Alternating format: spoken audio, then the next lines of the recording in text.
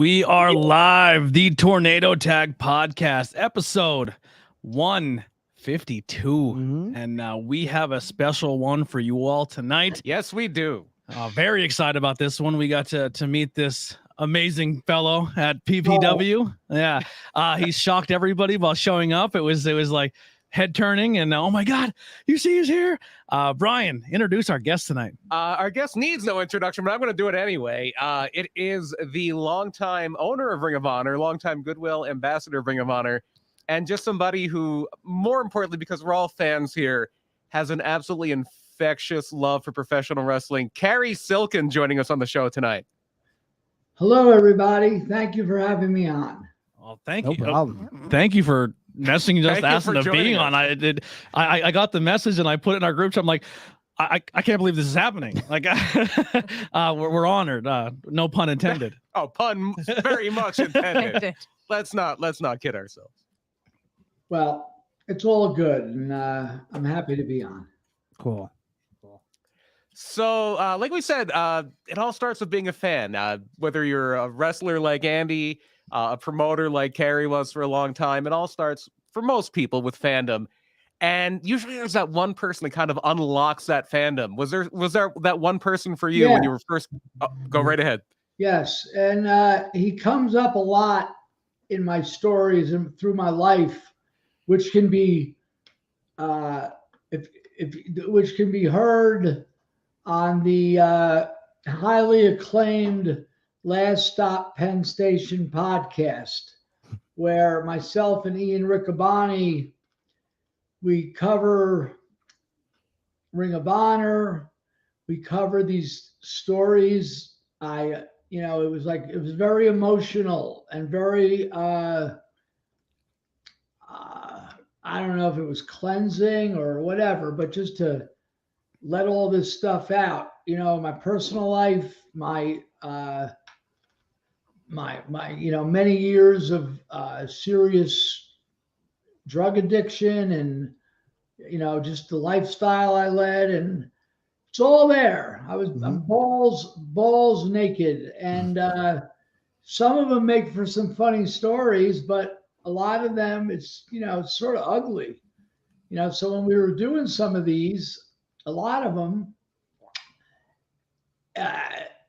it was, like a sort of a cleansing, but a dirty cleansing, like just worn out. But anyway, all those stories are on Last Stop Penn Station.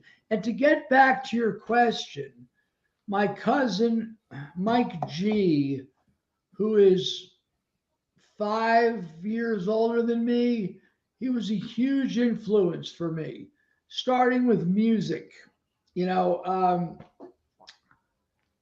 I used to listen to, I'm so fucking old that this is before there was FM radio.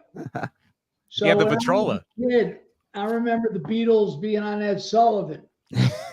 That's a deep cut. They had long hair, right? Now you look at those pictures now, and they didn't have long hair. But anyway. Now, were you rocking long hair back then, Cary? Absolutely. All right. So, Yeah. Maybe not then because I was too young, but by the time I was, 16. But anyway, and then Mike turned me on to FM radio. I'm like, what's that? Well, there's like these higher numbered stations, but they play really good stuff. So I was listening to FM rock and roll freeform radio, 68, 69, 70. I was 12 years old. So we're talking Hendrix. We're talking The Who. We're talking Zeppelin coming out. We're talking so much good music coming out at this era. And on the radio too. I was into it, and my father's friend had a record store, so Frankie would bring me like, oh, hey, Uncle Frank. Yeah, we called him Uncle, right? Uncle Frankie, can I get the new Janis Joplin album? Or he was like, yeah, But yeah, so Mike turned me on to wrestling. I've tried to pinpoint it. It was approximately January of 1966 because the big feud, and I lived in North Jersey, so wrestling was on Channel 5, which you guys still see on cable, right? From New York, Fox 5. Mm-hmm. Yes. Really nothing to do with stupid ass Fox political. So yeah, wrestling was on Saturday nights at 9 p.m. from the wrestling capital of the world, Washington, D.C. And Vince McMahon Sr. presented 2 hours of heavyweight wrestling. And that's what got me going. And when I first started watching it, I was immediately sucked in, immediately. And I started scouring the town and the candy stores, the newsstands for wrestling magazines, and whatever. It's been a love affair since then. You know, I had my ups and downs, but I pretty much always followed it. It was so uncool. I can so imagine. uncool. Even like back then, like my 10, 11, 12-year-old friends were like, you watch that stupid shit? It's weird that lasted. My father, I don't want to say he hated it, but he was like, he liked real sports. You know, he turned me on to the Yankees. He turned me on to the football giants, and he was a big basketball fan. So, but anyway, that's where I started, and I always wanted to go to the Garden because they kept advertising the Garden, right? Mm-hmm. And do you guys know what a blue law is? What Yes. is it? The blue laws are when things are closed on Sundays. Right. Well, in this case, the blue laws for the New York State Athletic Commission were, number one, no lady wrestlers.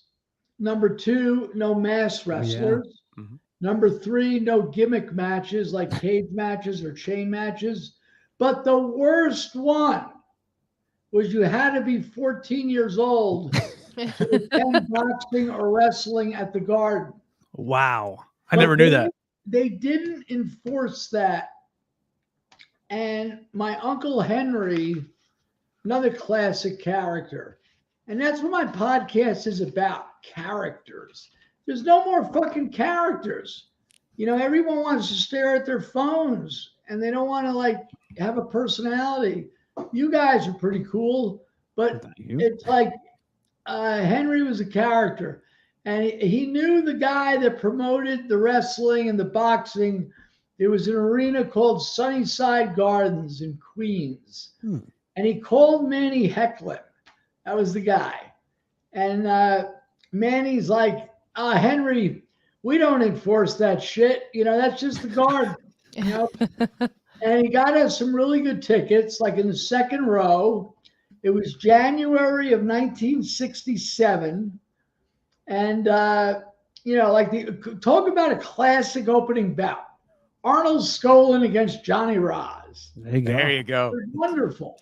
We're very fortunate to work with a lot of Johnny Rod's students, like Right. for his And, school, and they come all over the place. The main events on that card were like Baron Cicluna, Spiros Arion, Crazy Luke Graham, but I loved it. I was 11 years old and I loved it. And by the way, for my 14th birthday, my dad was a really good dude and he took me to the Garden and to see my favorite heel, Freddie Blassie, going against Pedro Morales. Wow. And at the time, it was like 90% Latino crowd. I love Pedro.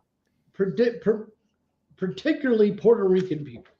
Mm-hmm. And we're at the match, and when Blassie came, there was no music.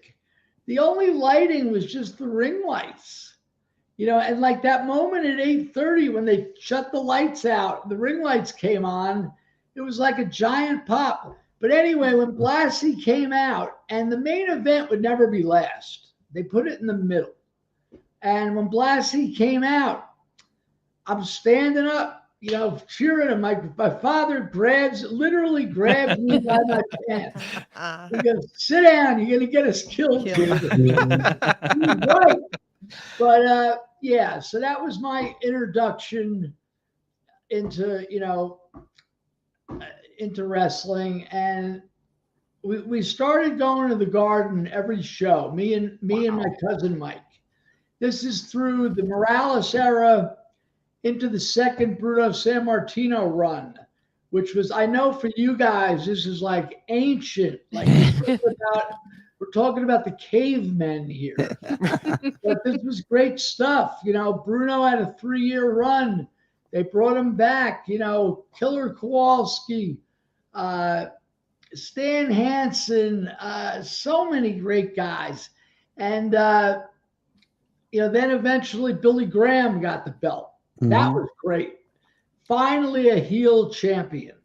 A long-term one too. That it wasn't just 3 weeks of losing long enough. It was like 3/4 of a year. Yeah. And he had some. You go on YouTube or the Peacock thing, you'll see some real.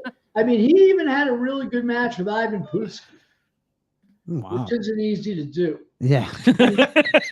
And those promos too. That's what I was gonna say. He could talk back then. Not many people talked. Yeah. Right. And he had the Grand Wizard with him to boot.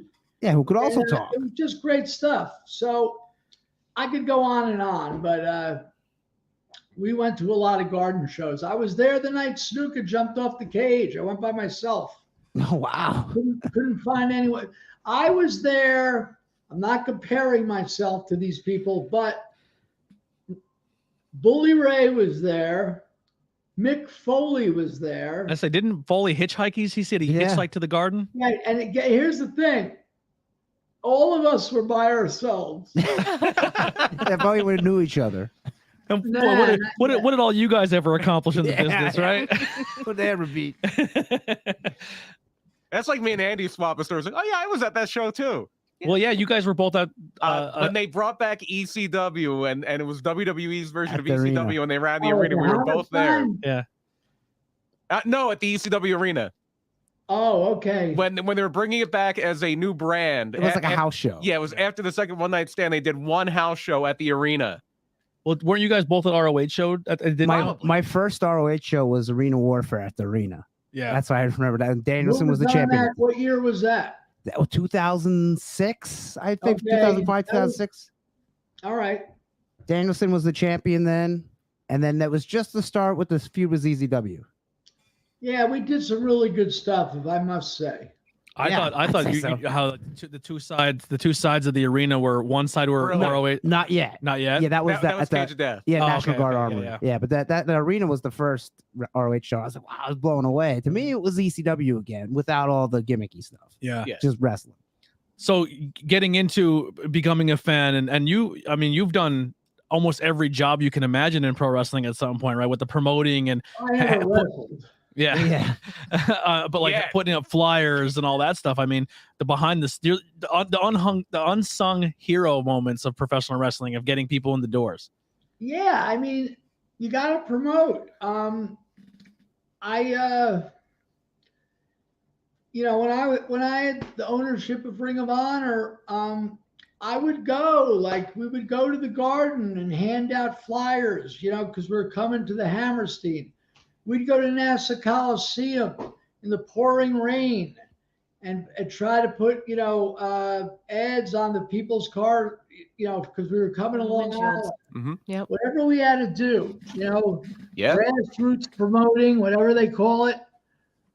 A lot of things that the guys at the show I met you guys at don't do. Mm-hmm. You hardly ever see that flyers on the cars anymore. They're very nice guys.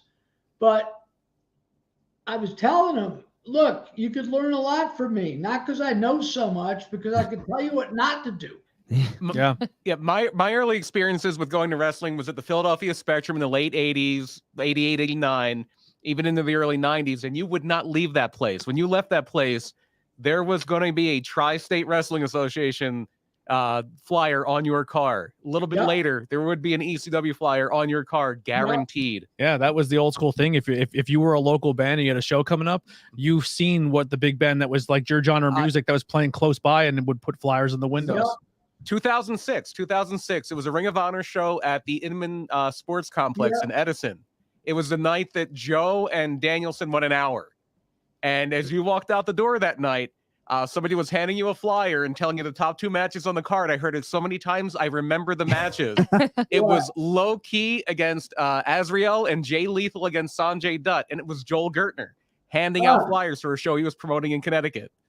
Good for Joel. He's a good guy. He is. He is. Yeah. Joel's awesome.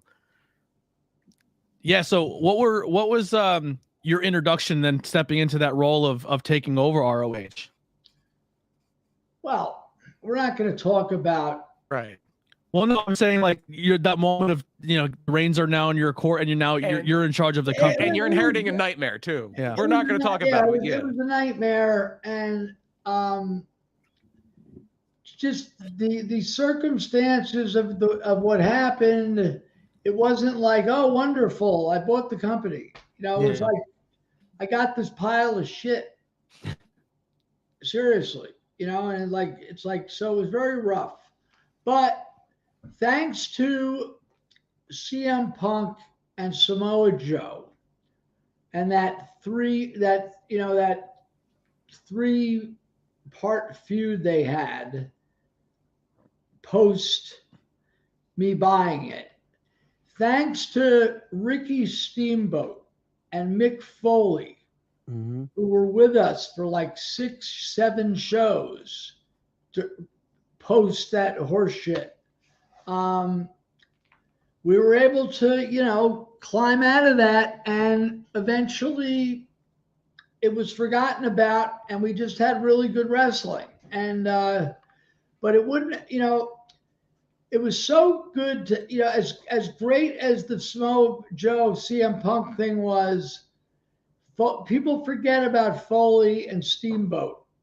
They were with us for Foley was with us, I think 6-7 times, and Steamboat close to that. And it really validated us at that time, so it took a year to really, the product was good. We got approached by Pro Wrestling Noah, which was like, what? Yeah, in their heyday too. Yeah. Them. So yeah, it was a crazy, crazy ride. And here we are in 2022. And last night I was at the AEW show. I drove down with Ian Riccaboni, and Ring of Honor's in good hands with Tony Khan. I don't know. Nobody knows what's going to happen. Nobody. You guys know as much as I do. Yeah, and even with AEW itself, with the merger now with Discovery buying Warner Media, there's talk that might affect their rights deal when their deal's up. So yeah, it's an uncertain future. But the one thing about Tony Khan, same thing with you, Cary, is you can tell that just from seeing him at a distance, that love is there. Yeah, and that could be a lot to help them through. Yeah. Like I told some of my friends, like Bobby Cruz and Ian, it's like we got a heart transplant with Tony buying it. That is an amazing analogy. Yeah. I that last pay-per-view, just watching it, I'm like, man, I cannot wait. Because if you just look at that roster that's there now, and then the people who are floating around, and especially just for me personally, the independent scene for the women's division, and I know Maria was there for a while with the ROH and with the tournament, and just talking to her at a meet and greet at that same show we met you at, and she's rattling off all these names in the independent scene of these women, and I'm like, oh my God, you actually took time out of you. And she goes, yeah, that's what you have to do. Like, if you want to build the next star, you have to go look for them. And just for her to say that, I fell in love with her.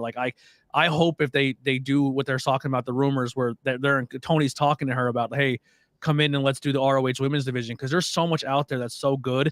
And then with the talent of people who were there before, and then you have the history, and now the media is all there. It's exciting.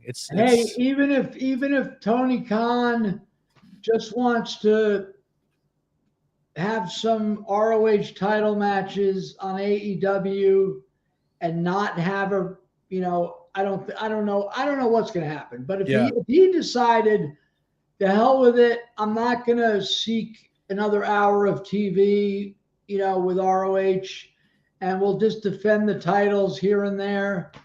Fine, so be it. Mm-hmm. I would love it. Of course, I would love it to be, a weekly thing. And, me too.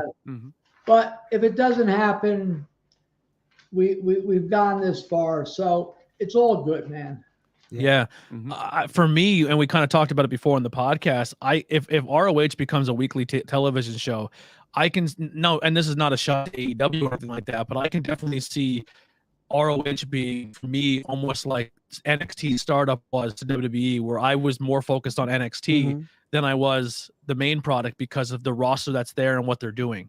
Yeah, and if they keep it the wrestling show, yes, it was the wrestling show of ROH, because ROH has always been the the high work rate. Yeah, like back in the day, WWE was your big action movie, big budget. ROH was your auteur cinema. Yeah, if you're gonna put it that way. Now, the coolest thing, obviously, I mean, for us, when we think ROH and we think you're like you being a part of it, you turn on TV now, and almost every big name that you're seeing on both major brands that are television went through Ring of Honor. And that's just an accomplishment of your promoting skills and making these names household names to the point where they got to where they are now. Well, last night I'm sitting in the back, and I'm with the Bucks, who are like my sons, and another son, Adam Cole. Another son, real quick, baby. Yeah. Another son, Kyle O'Reilly. These are guys I spent serious time with. I brought Kyle O'Reilly and Adam to Yankee Stadium. I brought Kyle O'Reilly to see Book of Mormon on Broadway. I took Adam for the first time to Madison Square Garden, to WWE. He had never been there. Wow. I took Kyle and the Bucks to see my old favorite band, Jethro Tull. And so I mean, beyond the wrestling, these were like serious friends. And like I said to Matt Buck last night, I said, "Look at you, you're all grown up." Right? And but yeah, it was them in the same room. And it's like, Bobby Fish, who I was not as close with, but he's a great guy. You can't be super close with everybody, right? No. Yeah. But the Bucks I was, and same with Adam and Kyle. And it's like all my children. I put on WWE, and there's Tyler and Kevin. Tyler used to be my roommate. Wow. I mean, it's like, you think, there's something nefarious going on here. No, he was my roommate. He requested, because he didn't drink or get stoned, and at the time I was completely abstinent. So he would be like, "Hey, Cary, could I stay with you? I don't like staying with these other guys. They're partying all night." I'm like, "Fine." So he was my roommate for like a year and a half, on and off. And then the Bucks became my roommates. I mean, these two lovely Christian gentlemen with this old sleazeball. But it was cool. One time, after a HDNet taping, myself, Jerry Lynn, I love him, as well as Tyler, in case your fans don't know who that is, it's Seth Rollins. Tyler Black. And the Bucks. We came to my house, which was like an hour and 10-minute ride. And there was a Friday taping, a Saturday. Anyway, we came to my house, and I had Rock Band. It was really popular at the time. Yeah. and Tyler could play it on Expert. How the fuck there you go. play it on Expert? But we had so much fun. And anyway, but seeing all these people last night, running into like Mercedes Martinez. Oh God, I love her to death. She's great. And Serena Deeb and BJ Whitmer and Lethal and Sanjay, he's my other son, Sanjay Dutt, and it just goes on and on and on. It's very cool, and they're very nice there. And then I see Frankie Kazarian, Daniels, Punk, Samoa Joe, Brian. It's like all guys that work for you. I wasn't like super close with Joe or Punk, but we've known each other 20 years, you know? It's almost like a proud father moment for you. Absolutely. I mean, you did something right, because everyone who's in the top of the wrestling business all had that monocle of coming through ROH. Right. Like, I mean, the other one over on the WWE side, Sami Zayn was another guy who Right, came, like, don't you know what I mean? forget Kevin. Yeah. And Kevin, I mean, they're The the, ladder match there. And They're the don't top forget, guys. don't forget Claudio. Oh, one of my trainers. I cannot wait for him to show up somewhere. Yeah, Claudio actually trained him at Chikara. Let's not forget another one of my dear friends, Nigel. Oh, Nigel was great. So good. There's always that argument of like the best Ring of Honor champion. He can make the Joe is probably the consensus pick, and then you have Danielson. Nigel's reign as Ring of Honor champion is incredible. If you want to revisit that, the match with Aries in New York, just so many great moments with the Well, champion. I'll never forget in the aforementioned Edison, the Inman Tennis Club, whatever the hell it was called, right? Sports Center, something like that. Yeah, the old hockey rink. There was a match with Nigel and Tyler, Seth, Colby, and it was supposed to be an hour draw. And Adam Pearce was booking. This was when Gabe was gone. Mm-hmm. And at like 50 minutes, and I'm at ringside with Bobby Cruz. At 50 minutes, Nigel's looking at us going, I can't do this. He had those bicep problems. Remember that? Mhm. Yeah. And he was like, you know, whatever. A lot of memories. You know, there's a lot of heroes and a few zeros, but most of the guys were cool. Yeah. Yeah, mostly everyone that came through ROH was a good wrestler as well. Yeah. Speaking of hero, Or good Cicero wrestler. Claudio. Yeah, Cicero. And just the people that came through like once or twice. Like one of the times I only went to Ibn like maybe 3 or 4 times. Misawa. Misawa I saw in at the Manhattan Center Okay. in Wrestle Right. Kenta. But one of the times I went to Edison, it was Claudio against Kota Ibushi. Mm. Wow. They would have Right. matches like that. Jesus Christ. I know, Just the it was people that passed crazy. through Kawhi, just the people that passed through that place. Now, every company has, I guess you would say, like the standards of practice, right? Like, this is how we want you to conduct yourself. This is like, what was ROH like? What was ROH as a management standpoint stance on how to be as a talent in your company? Because obviously, when it comes to work ethic and what people were able to do there, I mean, they're the top of the wrestling business. So, like, maybe not give away your secret formula, but what exactly do you tell these young talents that they've obviously kept so long to dominate the industry right now and start their own companies and do what they're doing? I was never like, if it was Gabe, Adam Pearce, or Delirious, I'd let them book. Mhm. Right? But as far as other stuff, for example, have you ever gone to a pro baseball game and watched the players come in like off the bus or coming into the stadium? Yes. Yeah. How are they dressed? They're wearing a sport coat, Yes. right? They're not Yeah. they're not coming in shorts and ripped up t-shirts. Right. Hockey Well, I players said to always these come in with a full guys, suit. I said to these guys, this is like 2006, dude, you got to come in looking professional. And it's true. I mean, if you come in, and that's like, if you ever see WWE guys through an airport, they always got a sport coat on. It's like, you've got to look different than the regular people, you know, especially coming into a building, even some shithole. But, you know, and like, it's hard to get the Briscoes to do that. Yeah, they don't They exactly dress like tried, that. and some of the guys understood. And I would do things like that. I was really big on when I brought in the lighting for the first time, which was 2003 at the Murphy Rec Center. Oh boy. Gabe, who's a rock and roll guy, was like, Cary, I don't want you to, we don't need to be spending the money on this. It was like $2,000 to rent, to get ring lights and a little entrance lights, but it would look good. And I'm like, Gabe, when you go to a concert or you go to even a movie, what happens when it starts? Oh, the lights go out. I go, what happens when the lights go out? The people pop. Yeah.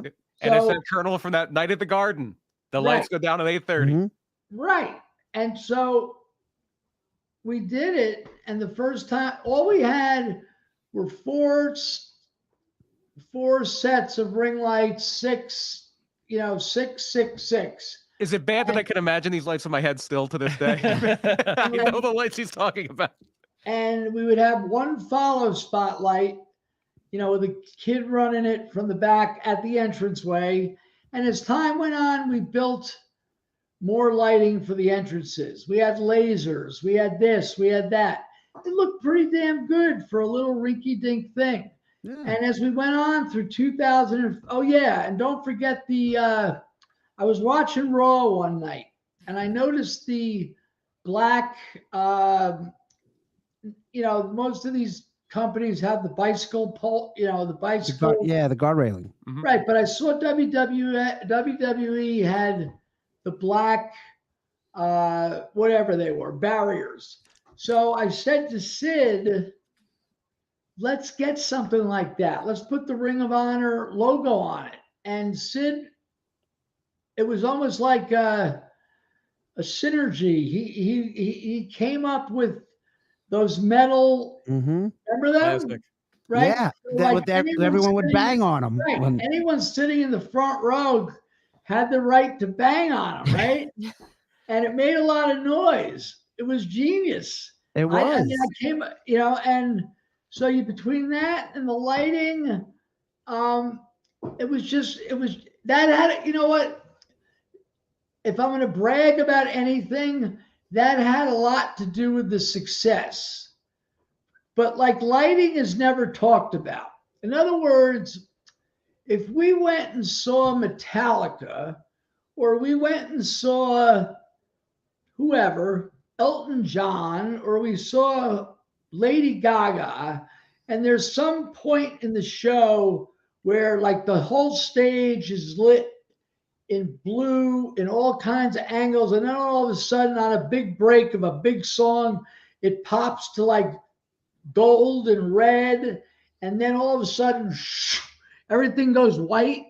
Well, nobody there except the lighting guy, or except someone like me who might be looking and be like, wow, look how it went from the blue to the red and the orange. And then on that fucking big break, it just went all white with all kinds of beams. It's like a subconscious thing. Mm-hmm. And the people don't know why they're they're popping at a concert. It's a combination of the music, so doing that with wrestling, it was the same theory. And,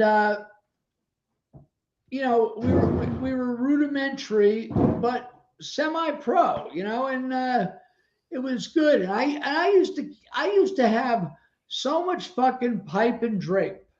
I told those guys in Pennsylvania, at your place, that you got to put up drape. Yes. The guy that was the kid that was doing the mixing, whatever his name was, he was very nice. The kid doing the camera mixing. Oh yeah, Sean. Yeah, Sean.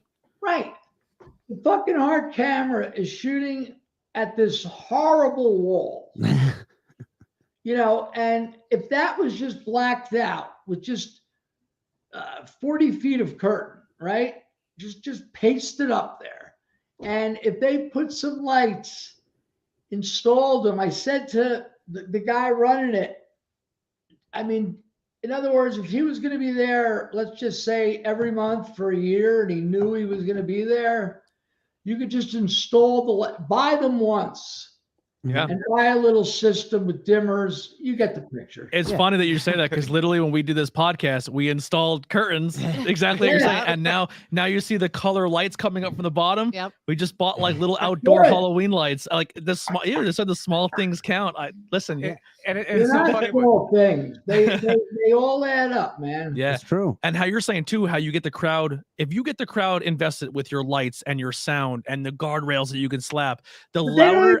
here's the thing: they don't even know that they're invested in it. It's all subconscious. Yeah. Yeah. And the more your crowd gets into a show, your talent's going to work harder. Oh yeah. Like But, your like- opening match could be a main event style caliber because they're going to feed off that energy of the crowd. Yeah. And then You know how they have you know how this day and age, and even with Ring of Honor, they have the moving lights. Mhm. You know, Yeah. like when you go to a show, it's like in the olden days, you had a light and a gel.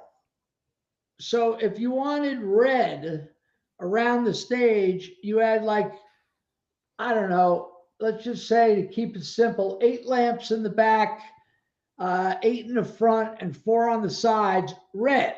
That's it. Then you had blue, you know. So now one lamp potentially could be every color. yeah, Mhm. the LEDs. And plus they can move, right? Mhm.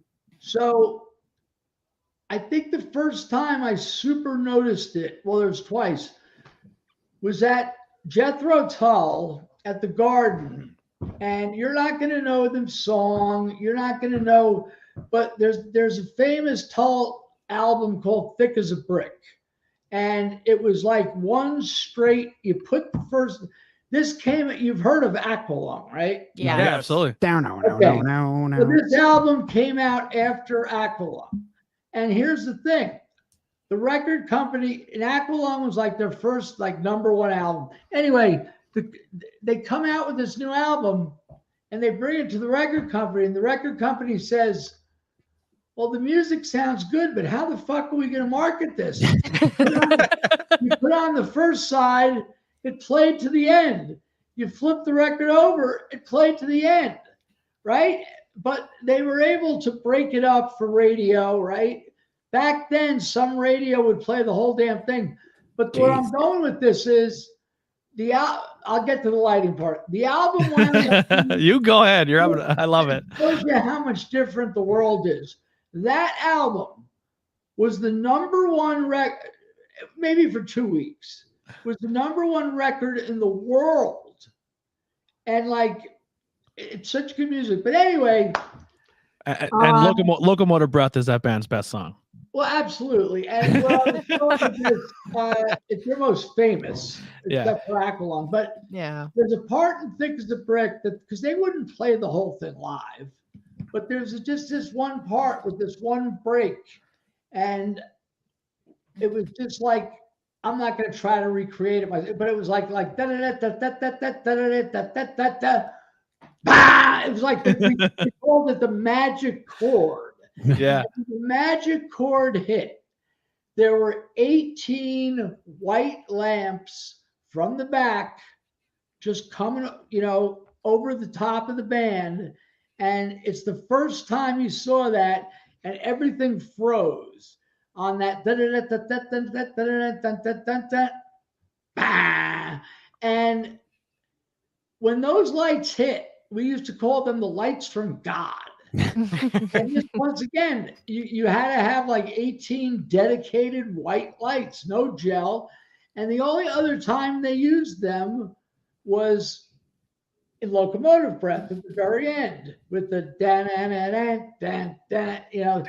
But anyway, the point is that it's all subliminal. And I'm sorry to bore you with that whole No, stuff. I love Not that. at all. Well, Plus it adds. what you're describing is also one of the biggest moments in wrestling history so far, or wrestling this year. When CM Punk came out, it was completely dark with that white one light, and then his old music hit.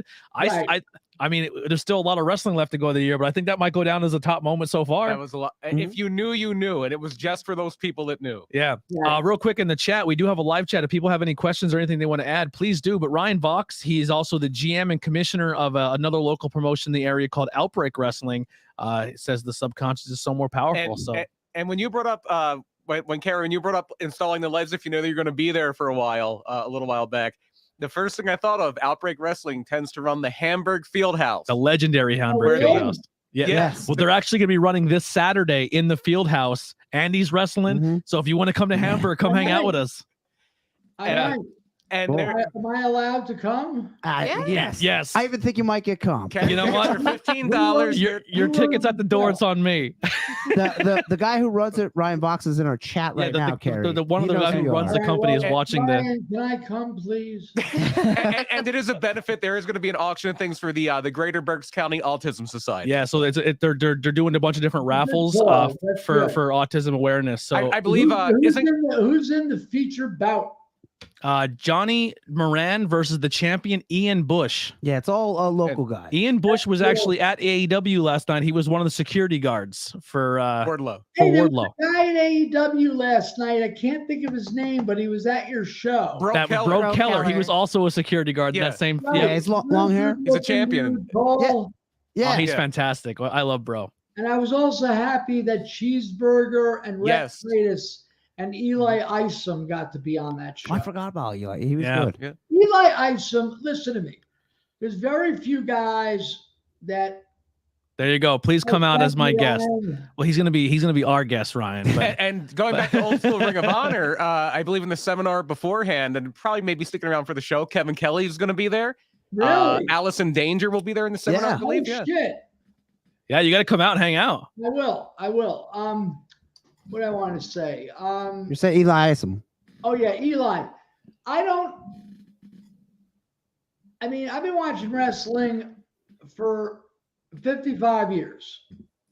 And sometimes you could just see people that have it, right? Mm-hmm. So going to the Ring of Honor phase, once again, I let Gabe book, I let Pierce book, I let Delirious book. But I would often say like, hey, blah, blah, blah, this guy looks good, da, da, da, da, da. And I remember seeing these guys come in from day one. I remember seeing Punk and Cabana coming in from day one. Yes, they wrestled in the Midwest, but it was their East Coast, and you just knew there was something going on. Spanky, right? You just knew something was going on. Low key, pain in the ass, but you knew something was going on. Oh, not low key. And going on to a little further down, obviously Samoa Joe. It was just obvious. But like going on further, and I'm going to leave names out here, but I remember Tyler Black, Seth Rollins coming in, and it was 2004, and he was supposed to go to the training school that Punk was running at the time. And he was a little kid, skinny kid, and he had a pink baseball cap on, and he had no money, and he was with his friend, and they were going to sleep in their car. And we were doing a show at that, the legendary, in Elizabeth, the, Rexplex. thank you. This is why he's on our team. I'm glad I got a historian here. So yeah, and like I remember slapping Tyler Colby on the hood of his baseball. I'm like, come on, dude, like wake up. But anyway, I saw these guys, and did I think that Colby was going to be Tyler Black and Seth Rollins? Not right away, but soon. But then we go on to other eras and seeing like Eddie Edwards and Davey Richards come in, and you just knew they had it. Dude, Davey Richards is so good. And He's so good. Roderick Strong. And then moving on a little further, there was my boy Adam Cole, and I'll never forget. Do you know where he trained at? No. I know he's originally built. He's not built from there, but he's originally from Lancaster, right? Yes. Correct. But I wish he rocked that. believe It does he bother me. trained- He's not. Yeah. he trained at CZW, Okay, that's I probably. did know. Yeah. which I'm like, what are you doing there? He used to come to the Ring of Honor shows and in Philly, and we were doing the HD Net tapings, which was every 2 weeks. He was helping out. and I used to call him Smiley, right? And he didn't wrestle yet, and he was a real nice kid. And then one day I get there and I go in the locker room, and there's Smiley, and he's getting changed, and I'm like, "Hey man, what's up, Smiley?" He goes, "Cary, I think I'm going to wrestle tonight." I'm like, "Cool." Anyway, he's there in his tighty whities, and I just glanced over at him like anybody would, and I go, "This guy's going to be a star." And boy, has he been. Yeah. Now, I've been right about that one. Now, when you said, obviously going back to your podcast, everyone has a character, everyone has a story. You want to talk about character work because, I mean, if you kind of break that fourth wall and watch Adam Cole doing his video game stream, he is the nicest, most soft-spoken human being of all time. And then you see, last night. yeah, and then you see him on TV, and he is a scumbag. Like, you don't want to be a fan of his. Scumbag. No, his character, Adam Cole, is like, he's a good heel. Adam Cole is a scumbag. Smiley is a nice Smiley guy. is a like he's him and Kevin Owens are probably my two favorite wrestlers on the planet. Followed closely by the guy I got to see at PPW, and I marked. I don't know if we put photos up of me at ringside on commentary when Jay Lethal was there, and I'm smiling like I won the golden ticket for Willy Wonka. Now there is a guy. If you followed ROH through the life of its initial incarnation, through the beginning times, through Cary's period, through the Sinclair era up until now, you could see a full career progression of Jay Lethal from a guy who is in a tie named after street drugs, from all Special the way K to world all the way to a champion. consummate wrestler's wrestler, and it's an amazing progression. We were doing a show one time in Philly. It was not at the arena. It was not at the National Guard Armory. It was in a ballroom in a hotel. Something happened where the 2300 was closed, and we needed like a quick, and it had a really low ceiling. It wasn't good. But anyway, at that particular show, like 2004-ish, we had Too Cold Scorpio against Lethal. Oh, wow. That's a And match. I don't know who won or lost, but that's not the point. The fans won. The end of the match, Too Cold plays the music Jungle Boogie. That was the ZCW music, yeah. And Lethal he wanted Lethal to dance. Like, Scorpio's busting some moves, right? And Lethal is like, he was like terrified. Terrified. And he tried to run away. But, he's another one of my sons. I mean, I've known him since day one. And I've known the guy like 20 fucking years. I can't believe it. You want to talk about a work ethic? This guy comes to a show, does a seminar, chain wrestles every single person at the seminar for 8+ minutes. If some people got longer, and just to say like I chain wrestled Jay Lethal And he had for a to while. cut that seminar short, mind you. Yes. Then went and did a full meet and greet. Then went in the back and wrestled and put on one of the a top match of the card. And then was teaching people how to do promos, teaching me how to hold the camera. He's helping the whole time. He was helping. There was some guys, in all due respect, that are never going to make it, but he gave them the time. It was awesome, beautiful to watch, and it was wonderful. He's a wonderful guy. Yeah, I was already a fan. That put me on a different stratosphere. Just because we said before, he could have easily walked into that promotion and just coasted. He could have been dismissive to the fans. He could have done a 5-minute match where he didn't take a single bump. He could have sat in the corner. He could have sat in a corner and not talked to anybody. And afterward. He earned that to do that. Yeah, and he as long as he did the Macho Man thing, people would have eaten it up. Like me. But he went out there and he performed. Yeah, he's amazing. If you can get Jay Lethal on your show, do it. Yeah, you won't be disappointed, and he's going to do nothing but help your locker room, even if he's there for 15 minutes. Yeah, he's wonderful. Yeah. So ROH is doing before like the thing, the selling and the changeover, their Hall of Fame, where they're putting people in the Hall of Fame. And I know it's like picking your kids, but if you had to do your first round ballads of Hall of Famers for ROH, who would be on that list? Well, the first ballot, the first pick is the Briscoes. Yes. Yes. Yeah. Yes, they are. That's it. I mean, Oh. they've been with the company forever, the whole time, from day one. The only reason Mark couldn't wrestle on the first show because he wasn't old enough at the time. Did the Midnight Outlaws wrestle on that show? Who? That was CZW. They would wrestle under masks as the Midnight Outlaws because they were too young to wrestle in okay. Pennsylvania, and they would just do it Okay. under a mask. Well, yeah, and they've been with us ever since, and hopefully they'll be with the. We'll see what happens. Yeah, everybody wants them. Yeah, the match with FTR at the Oh pay-per-view my was God. awesome. That was the greatest thing ever. I know it's one of the best matches all year, best tag match all year by far. Yeah. But I mean, Well, it So might far. be one of the best tag matches of all time, or it's definitely up there in the top, whatever. absolutely. I totally agree. Any other ROH questions or Cary questions? You kind of you answered one without me even asking about like who was the guy you think was like, yeah, it's going to be touch and go.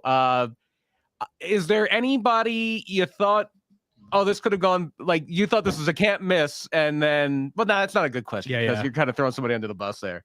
Oh, the Briscoes were on Impact tonight, according to Ryan Vox in the chat. Oh wow. There you go. Oh, Briscoes on Impact. I have an offbeaten one, I guess. More your music and your ticket sales and Go stuff ahead. you used to do. It sounds like you were very big into the music industry and everything. I'm just wondering, do you have any more crazy stories? I've heard about the John Belushi story, and I've heard you getting kicked out of an Eric Clapton concert at the Garden over a joint. Honey, I got a million of them. I mean, when you guys were just, what do they say? Knee high to a grasshopper. A twinkle in your dad's eye, yeah. A sprinkle, not a sprinkle, a gleam in your parents' eye. Yes. I was, running hog wild in New York City. There's so many. I mean, I partied. With guys from. It's the only one reason they wanted to hang out with me, and you know what that is. Mhm. That's all right. Because I was a good-looking girl. So It was all that wrestling knowledge you had. Yeah. yeah, it was having the right stuff. But anyway, like guys from the Rush crew and not Bob Seger himself, but there's just so many. I mean, I went to so many shows and I was hustling tickets on the streets of New York City. We're talking during when crack was like the epidemic of crack and AIDS, right? Mm-hmm. There's a really good show called The Deuce. Ever hear of it? I believe No. so. I've heard of it. Yeah. I promise you, if you watch it, it's on either HBO or Showtime.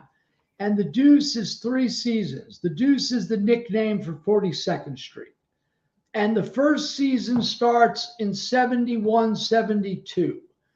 And cops, robbers, pimps, hookers, good guys, bad guys, whatever. And the next season jumps to 77 when you got the punk and the disco colliding.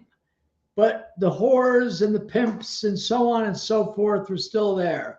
And then it jumps to 84, 85 with the aforementioned AIDS epidemic and the crack epidemic. And it was wild. The city was like the Wild West. And you know what? I loved every filthy minute of it. I just did. But if you watch The Deuce, James Franco's in it.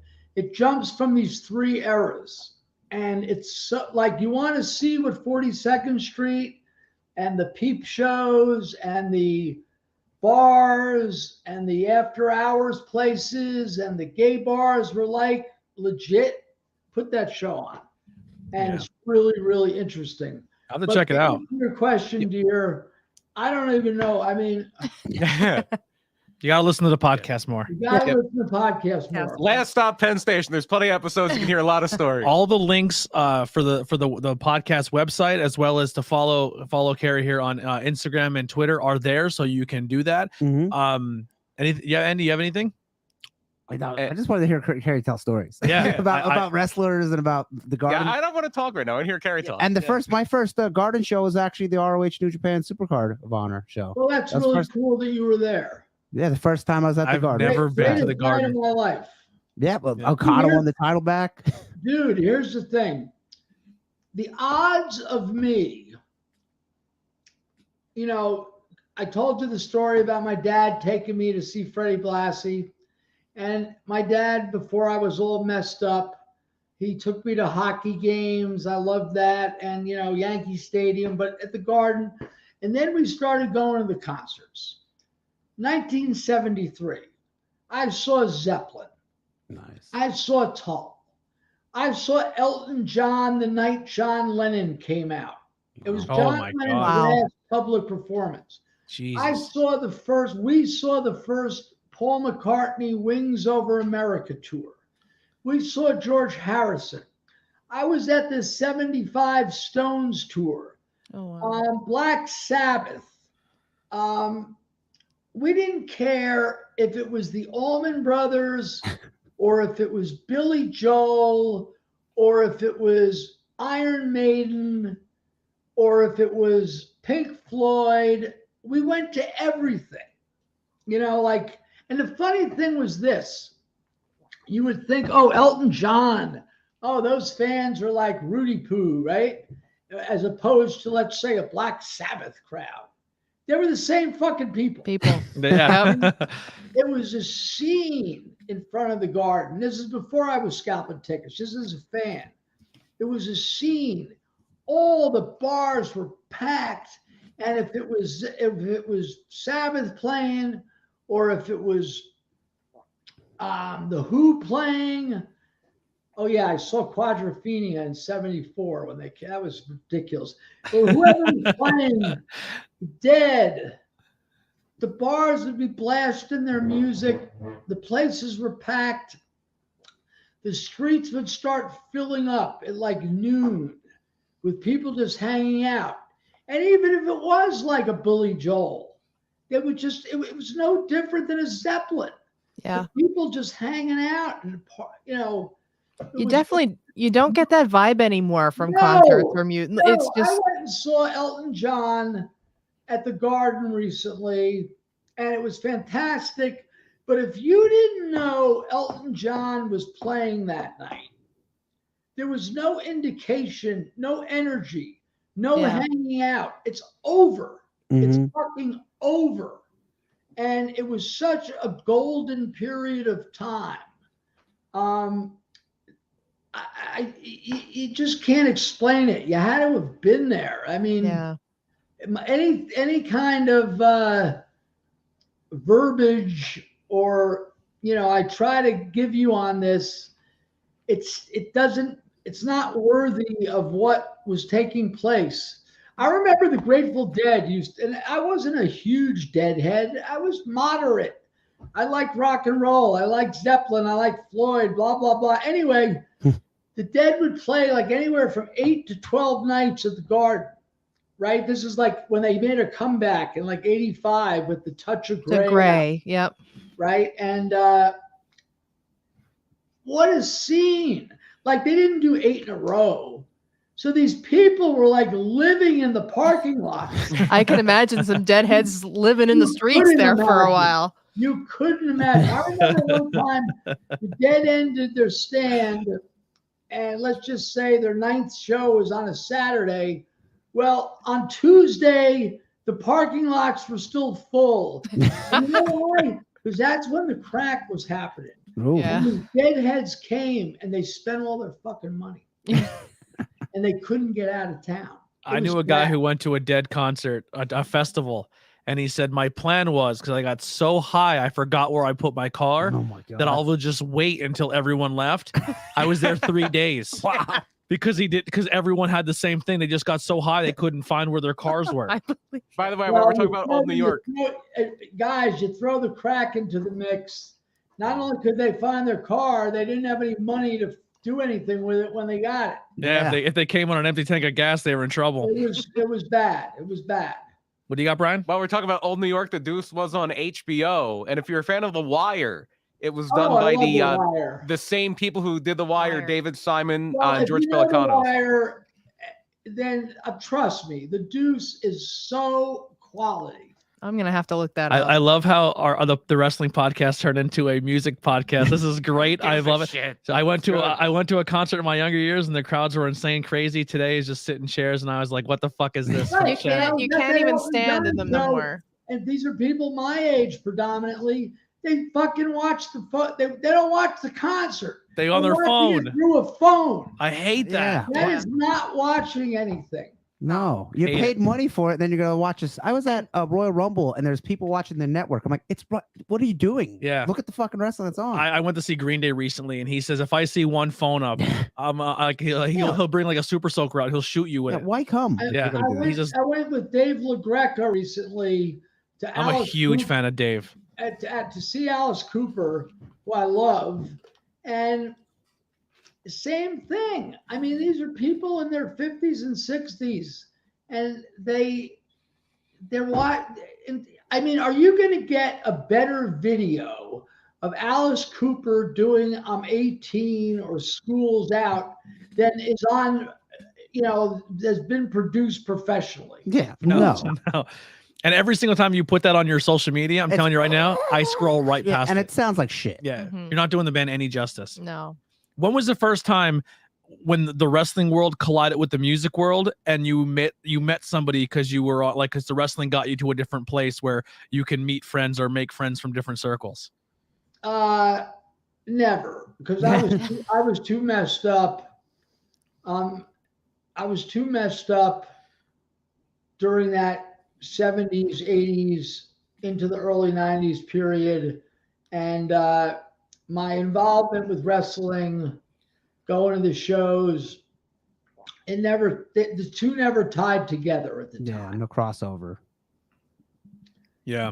And there was plenty of partying going on in the wrestling world. Matter of fact, one time, also available on Last Stop Penn Station, you'll hear the tale of myself and Tony Atlas. Tony Atlas is a character if you ever met him. To hear the story.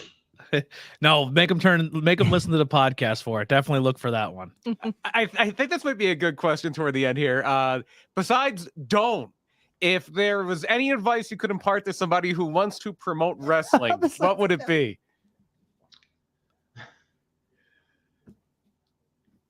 Donate the money to the people in Ukraine. There you go. There we go. That's a great answer. Yeah. Because you're not going to make any money. Yeah. And if you do, it's painful. Yeah. But yeah, the world's fucked up. We're sitting around like fat pigs. We got food, right? Mm-hmm. We got warm houses. We got TV, and these people are running, not just in Ukraine, many places. They're running for their lives, starving, old people, babies, nothing, their arms blown off, their brains blown out, whatever. It's fucked up. Mm-hmm. Yeah, there's definitely, we definitely don't realize how good we have it. Yeah. Enjoying things. In closing here, there was a very good podcast with Chris Jericho, had on Dee Snider from Twisted Sister. Love Dee. Dee Snider was all about trying to make a united musical effort to fund Ukraine through shows and various other charities. And Chris was nice enough to have me on his podcast after Final Battle. It was a good episode. I listened to it. Yeah. And after the Dee Snider thing was over, I text Chris. I said, he never explained how to donate money or like what reliable, charities are there.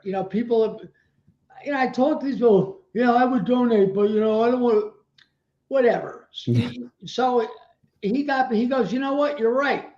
But he got back to me like a half hour later, and whatever. If you do a nice thing, you're not supposed to talk about it because that is like you're doing something nice out of your heart. Yeah. But anyway, so he gave me this charity. I did something, and I need to do more. That's all. Yeah. Well, listen, we thank you. We can't thank you enough for coming on and doing this. I really hope it wasn't boring. no, anything but. anything but. You know, I know you're semi close to the area. We really hope to see you again at shows like maybe this. I will send you the information to that show for Saturday. You have my phone number, right?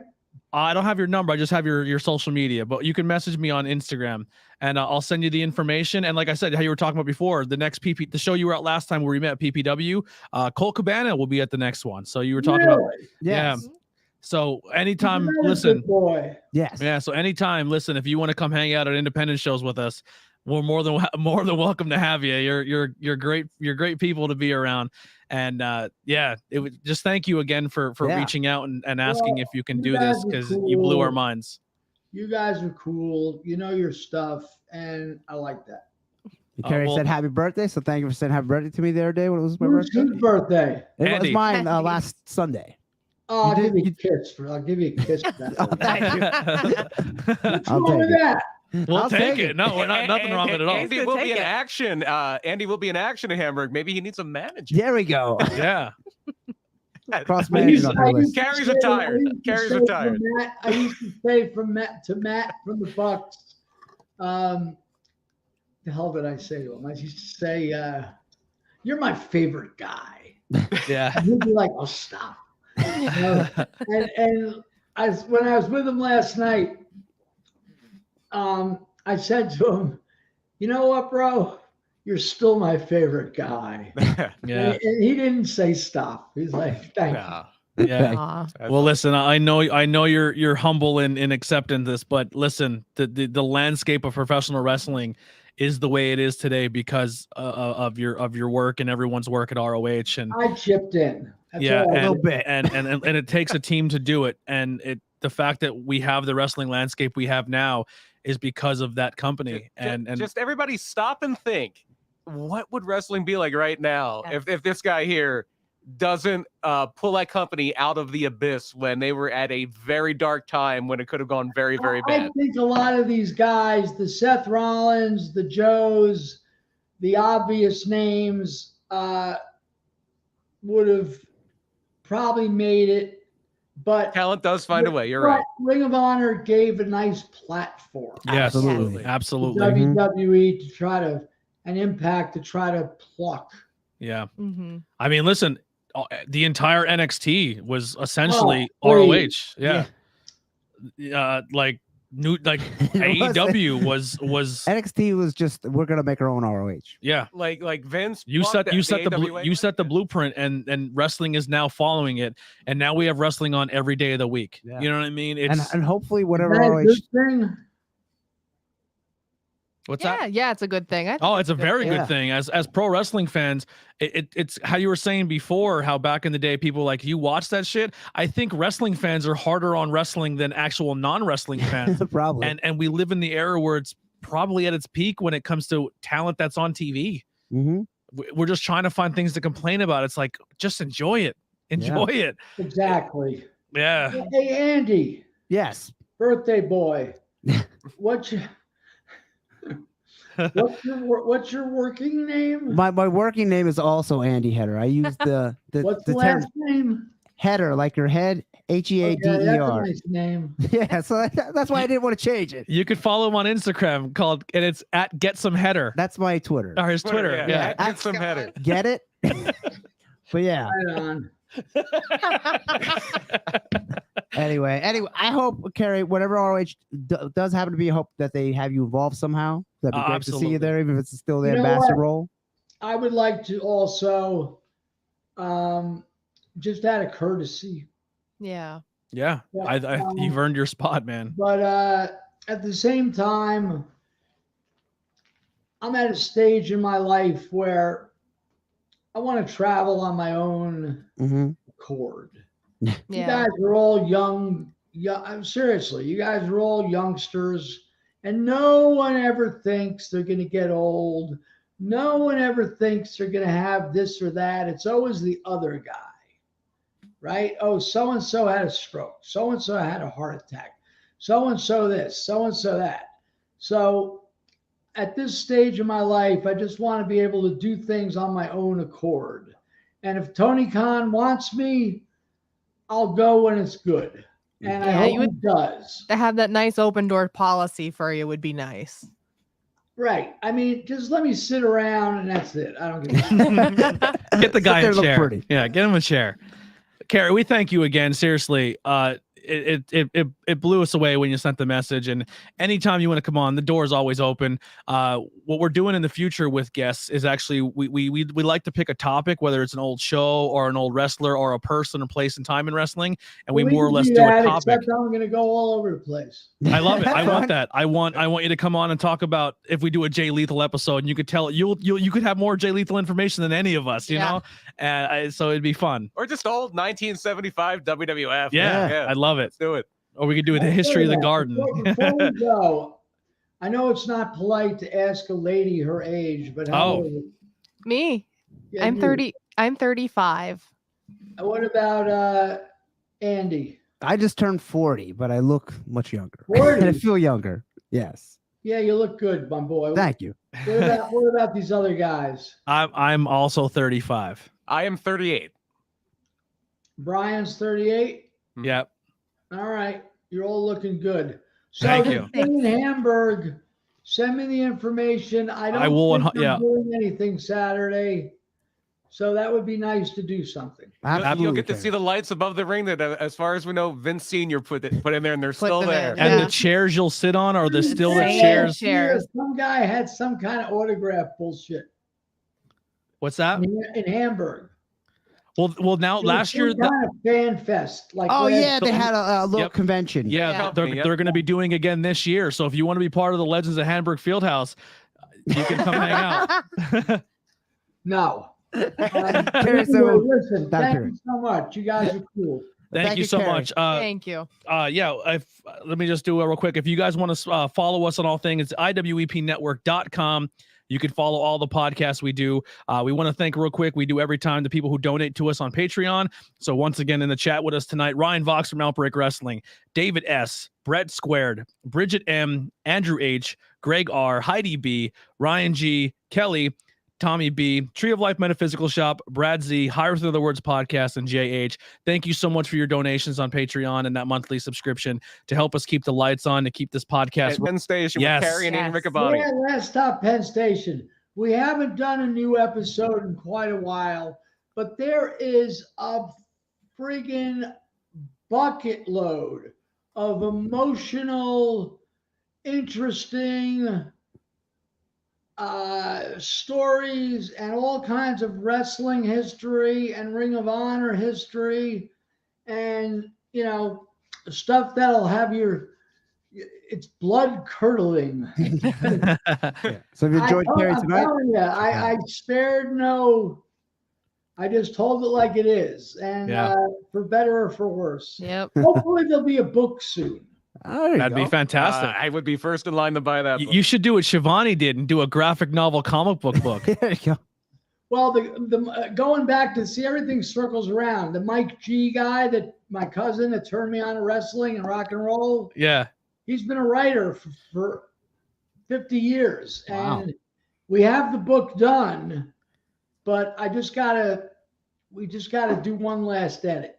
Well, you know what? If it's done by the time of the Legends of Hamburg Fieldhouse 2, you can come sell your book. Done by that. All right, look, boys, thank you. Hey, Anthony, send me that. I'll send you my phone number. Okay, perfect. I will send you all the information and keep you up to date with some shows in this area. If you ever want to come by and hang out, we'd love to have you. Well, Saturday. Yeah, well, yes, I'll send you for this Saturday. And like I said, girls, thank you. Thank you so much. I appreciate it. See you later, Cary. Later. Bye-bye. Hope that was all right. That was perfect. All right, we'll end there. Tornado Tag Podcast, episode 156. We'll see you guys next time. We're out of here.